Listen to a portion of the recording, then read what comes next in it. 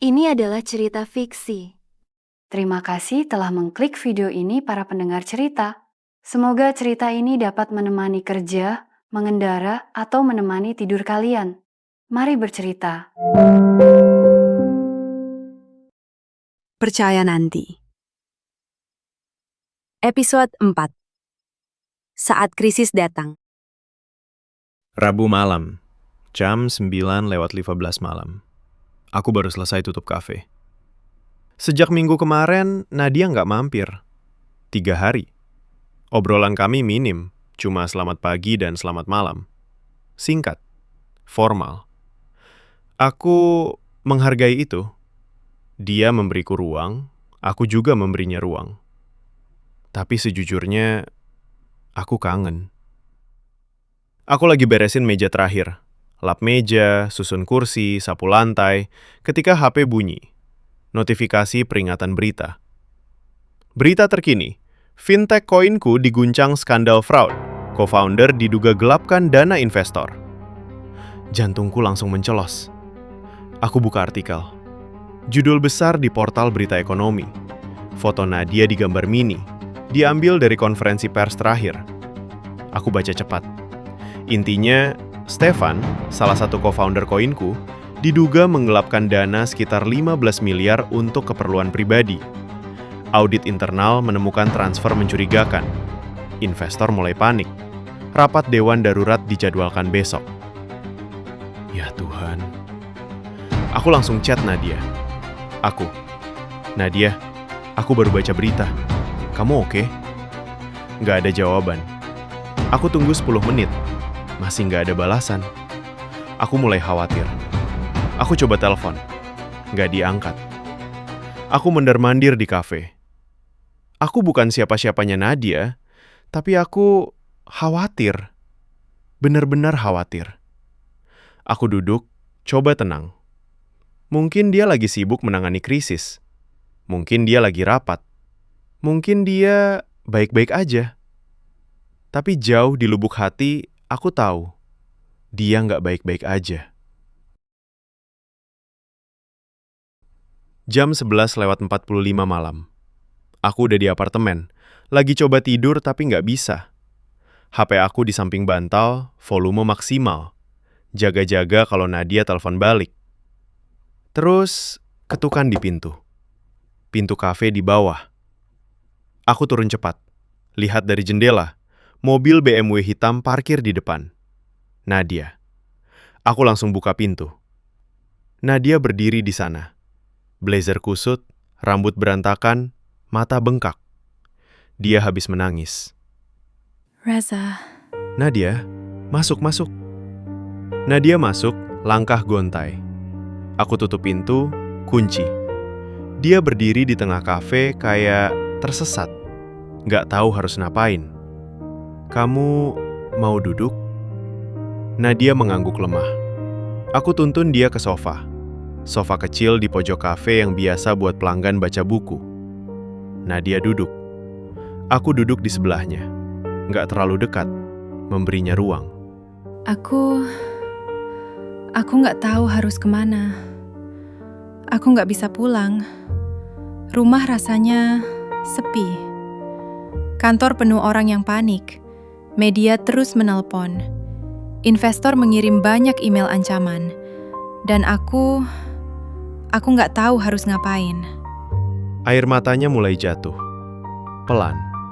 Satu persatu. Aku selalu punya rencana. Selalu punya solusi.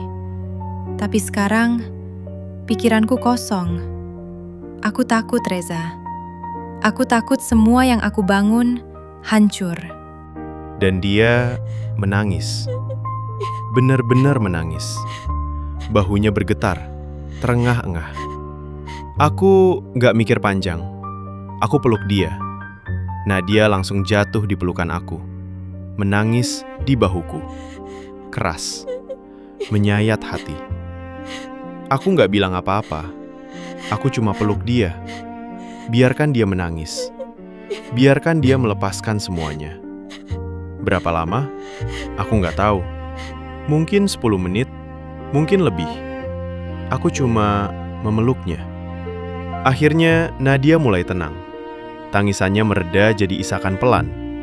Dia mundur pelan, lap air mata pakai punggung tangan. Maaf, aku nggak biasa kayak gini. Kamu nggak perlu minta maaf. Tidak apa-apa. Aku selalu kuat. Aku CEO. Aku harus tenang. Aku nggak boleh hancur. Nadia, kamu manusia. Kamu boleh nggak kuat. Kamu boleh hancur. Terutama di depan orang yang peduli padamu. Nadia lihat aku. Matanya merah, tapi ada sesuatu. Lega mungkin.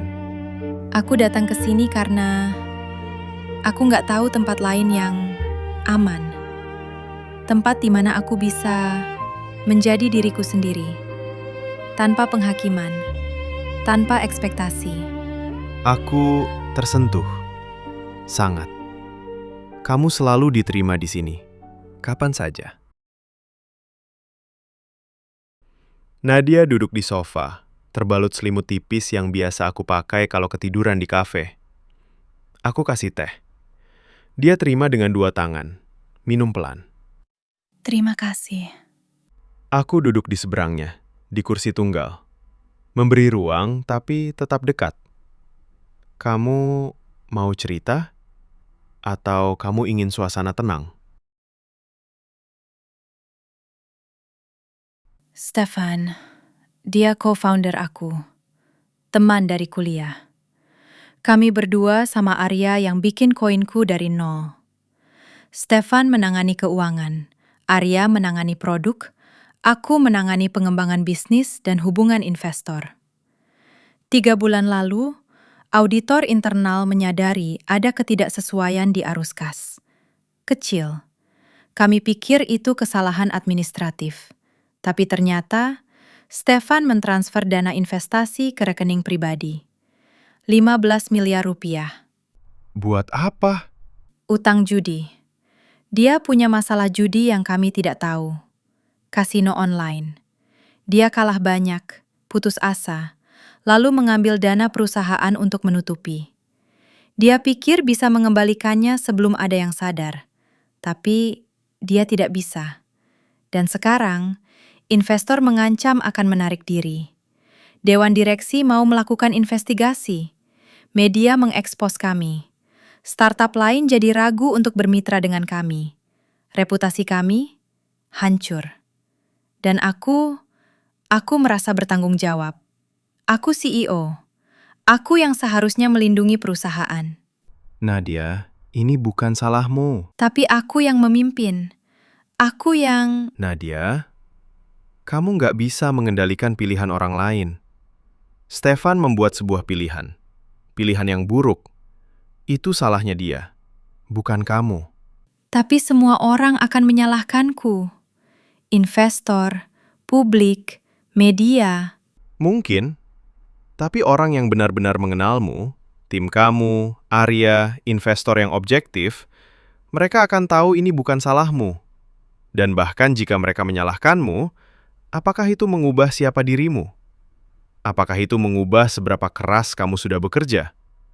Apakah itu mengubah niat tulusmu untuk membantu UKM lewat fintech? Nadia, kamu adalah salah satu orang paling berdedikasi yang pernah aku kenal. Kamu peduli. Kamu bekerja keras. Kamu punya integritas. Kesalahan satu orang tidak mendefinisikanmu. Terima kasih sudah mengatakan itu. Aku butuh mendengar itu. Kami duduk dalam keheningan nyaman. Nadia akhirnya tertidur di sofa, lelah secara fisik dan emosional. Aku ambil bantal tambahan, taruh di bawah kepalanya. Merapikan selimut, mematikan lampu utama, menyalakan lampu meja yang redup. Aku duduk di kursi seberang, melihat Nadia tidur. Wajahnya damai, berbeda dari beberapa jam lalu yang penuh tekanan. Dan aku merasa ada sesuatu yang bergeser di dalam diriku. Ini bukan lagi tentang aku nyaman sama dia. Ini bukan lagi tentang dia orang yang menarik. Ini tentang aku peduli. Sungguh, sangat peduli. Aku ingin melindunginya. Bukan karena kewajiban, bukan karena kasihan, tapi karena sayang. Aku sayang Nadia. Realisasi itu menghantamku dengan keras. Selama ini aku mikir cinta itu tentang mengejar, tentang merindukan, tentang berharap. Karena itu yang aku rasakan ke Kiara. Tapi sekarang aku sadar, cinta itu juga tentang ada di sana. Tentang menginginkan kebahagiaan seseorang lebih dari kenyamananmu sendiri. Tentang melihat seseorang di titik terendahnya dan tetap berpikir, aku ingin berada di sini. Dan aku merasakan itu untuk Nadia. Jam 3 pagi, aku masih duduk di kursi. Nggak tidur. Hanya menjaga Nadia. HP aku bunyi pelan. Chat dari Kiara. Kiara. Rez, aku dapat tawaran proyek Amsterdam. Kemungkinan akan kuambil. Setahun di sana. Tidak sabar. Aku baca chat itu. Dulu, chat kayak gini bakal bikin aku sedih. Merindu. Berharap dia menanyakan pendapatku. Berharap dia mempertimbangkanku dalam keputusannya. Tapi sekarang, aku merasa hampa. Bukan marah, bukan sakit, hanya ketidakpedulian. Aku lihat Nadia yang tidur, dan aku sadar, hatiku sudah beranjak. Nggak tahu kapan tepatnya. Mungkin dari makan malam pertama. Mungkin dari Nadia sering mampir. Mungkin dari dia mengaku dengan berani. Mungkin dari malam ini. Dari caranya memilihku sebagai ruang amannya. Tapi hatiku sudah di tempat lain. Aku balas chat Kiara. Selamat Ki. Itu kesempatan yang luar biasa. Aku senang untukmu. Ambillah. Sederhana, tulus, tapi tanpa keterikatan. Kiara. Makasih Rez, kamu memang selalu mendukung. Sayang kamu. Sayang kamu. Cinta platonis. Cinta sebagai teman. Dan aku akhirnya menerima itu. Hanya itu saja. Dan akan selalu seperti itu. Dan itu tidak apa-apa. Aku menatap Nadia lagi. Aku akhirnya siap. Jam 6 pagi, Nadia bangun. Bingung sebentar, lupa di mana dia.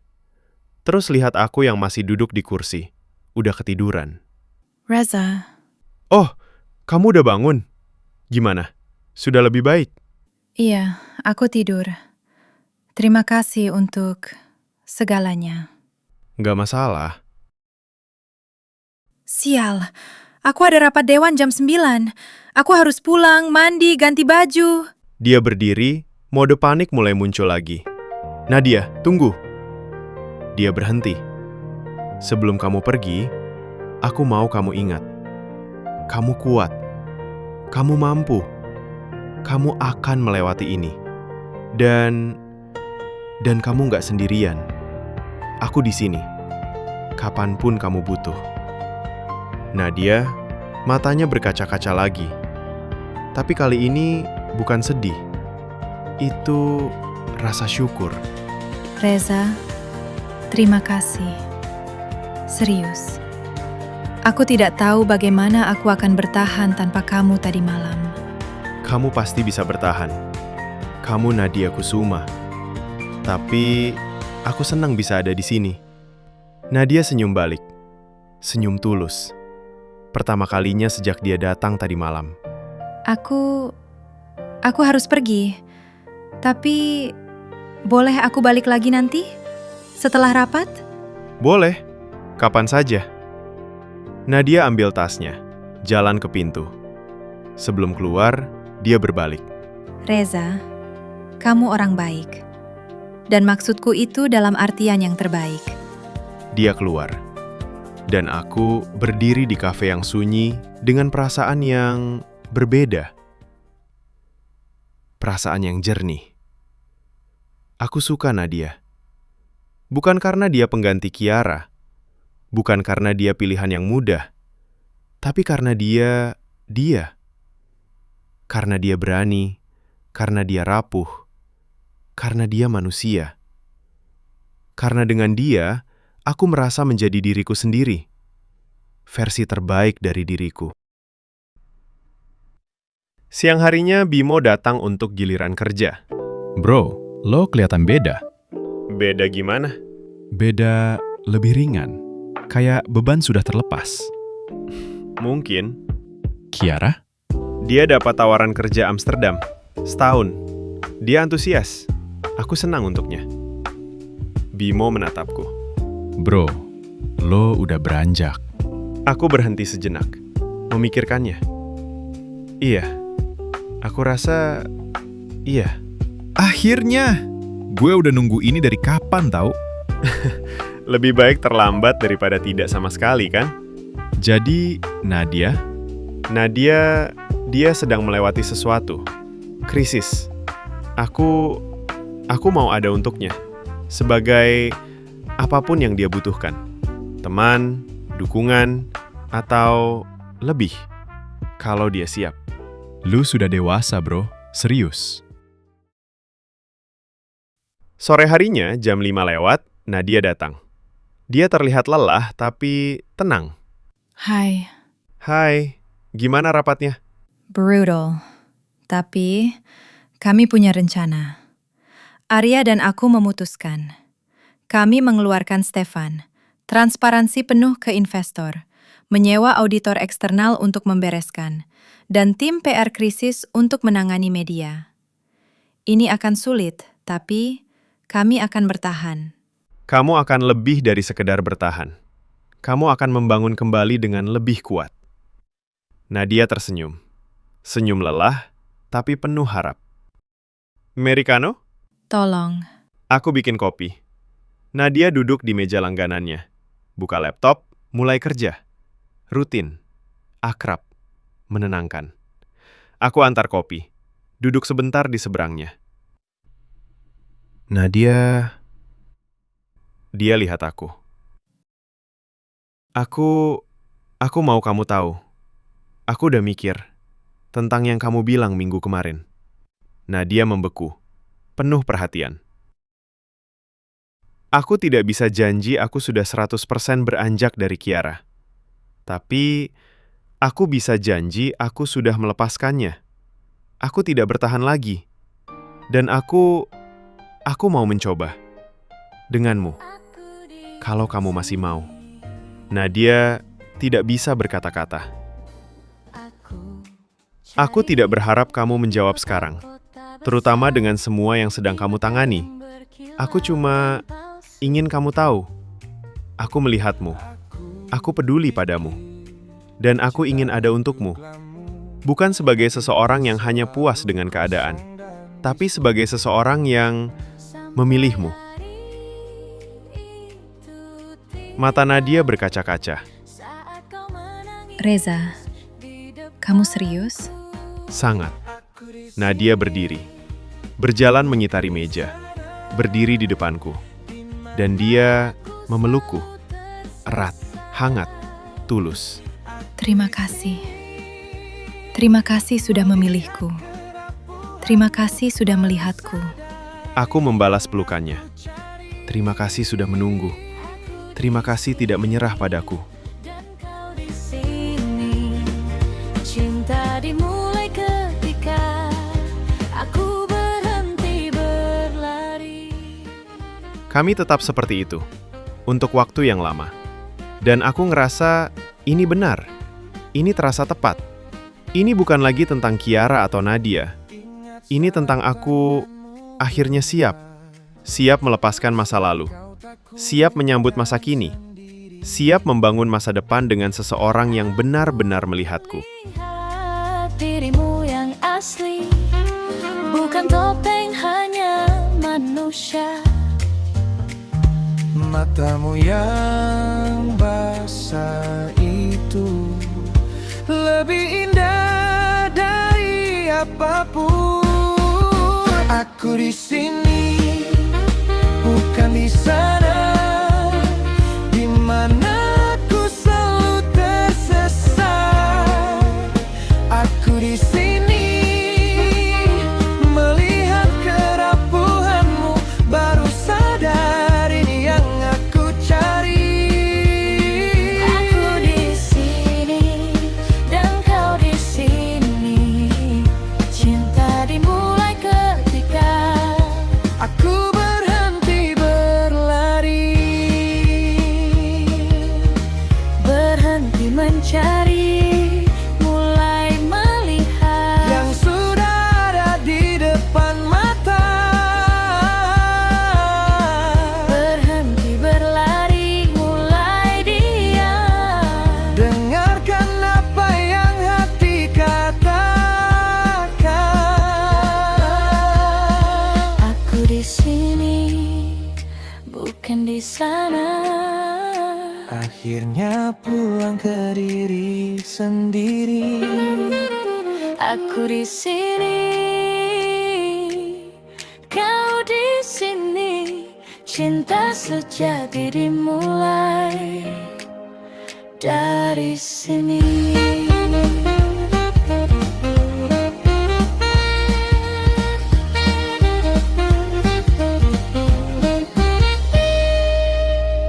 Bersambung ke episode selanjutnya. Subscribe dan klik lonceng untuk notifikasi video terbaru.